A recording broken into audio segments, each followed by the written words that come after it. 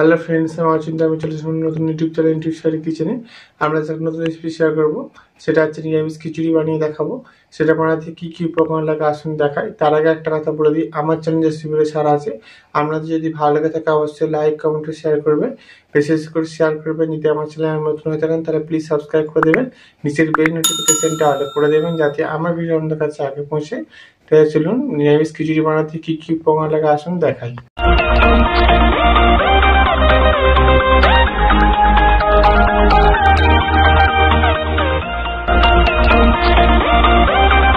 চলুন তাহলে নিরামিষ খিচুড়ি বানিয়ে দেখাবো।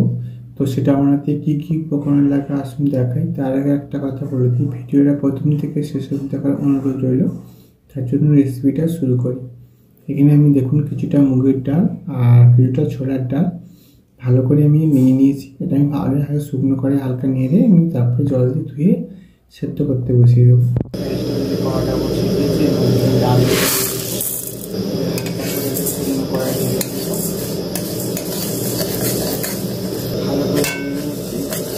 আমি লাল লাল করবো না,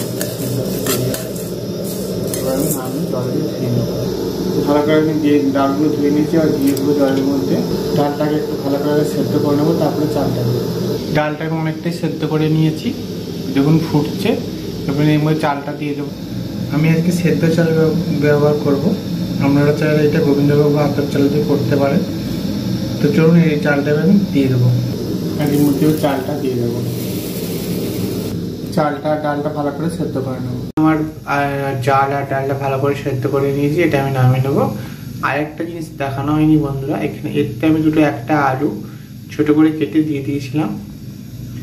তা চলুন এবার আমি এটা নামিয়ে রাখলাম। গ্যাসটা দিলে কড়াটা বসিয়ে দিয়েছি, কড়াটা গরম হচ্ছে, এর মধ্যে তেল দিয়ে দেবো। তেলটা গরম করে নিয়েছি, এর মধ্যে তিনটে কাঁচা লঙ্কা দিয়ে দেবো, গোটা দিয়ে দেবো, চারটে টমেটো পিসটা দিয়ে দেবো। আগে আমি এর মধ্যে আদা বাটাটা দিয়ে দেবো, ভালো করে আদাটা ভেজে নেবো। আদাটা ভেজে নিয়ে জল দিয়ে দেবো। এর মধ্যে দেবো হলুদ গুঁড়ো, লঙ্কার গুঁড়ো, জিরে গুঁড়ো, মশলা ভালো করে কষে নেব। মশলাটা ভালো করে কষে নিয়েছি, দেখুন মশলা থেকে তেল ছেড়ে গেছে। আমি এটা খিচুড়ির মধ্যে দিয়ে দেবো। মশলাটা খিচুড়ির মধ্যে দিয়ে দেবো। বন্ধুরা একটু লবণ আমি দিইনি, লবণটা দিয়ে দেবো পরিমাণ মতো।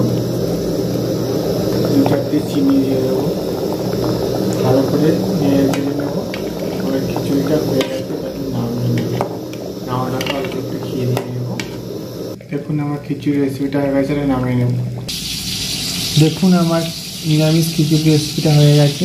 এই রেসিপিটা আমাদের ভালো লেগে থাকে অবশ্যই লাইক কমেন্টে শেয়ার করবেন, বেশি বেশি করে শেয়ার করবেন আর প্লিজ সাবস্ক্রাইব করে আমাদের পাশে থাকবেন। চলুনটা দেখা হচ্ছে নেক্সট ভিডিওতে।